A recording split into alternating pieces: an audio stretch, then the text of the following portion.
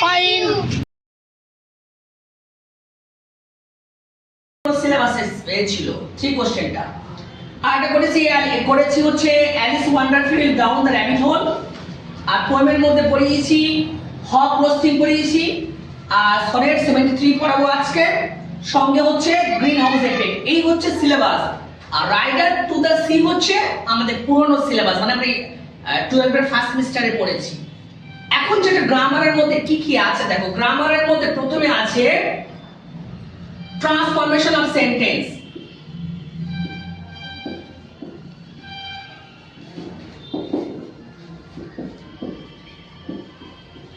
এই ট্রান্সফরমেশন সেন্টেন্সের মধ্যে অনেকটা ভাগ আছে। একটা হচ্ছে সিম্পল,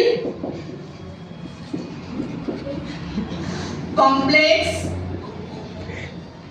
কম্পাউন্ড, এই একটা আছে।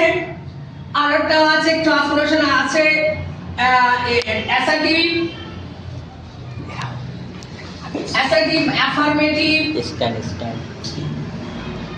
অ্যাফার্মেটিভ, নেগেটিভ, ইন্ট্রোগেটিভ,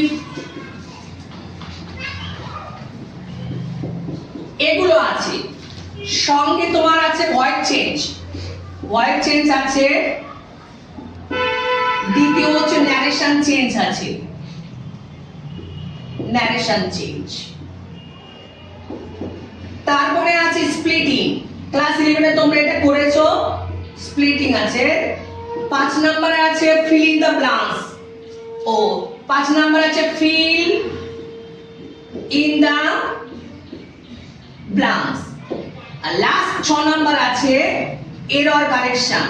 আচ্ছা, এরর কারেকশনটা কিন্তু ভালো করে শিখতে হবে। এরর কারেকশন মানে সমস্ত গ্রামার সবটা, বুঝেছো?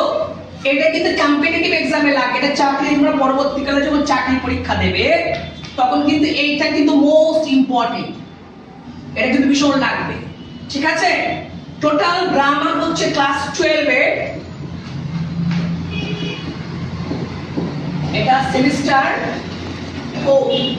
4 সেমিস্টারের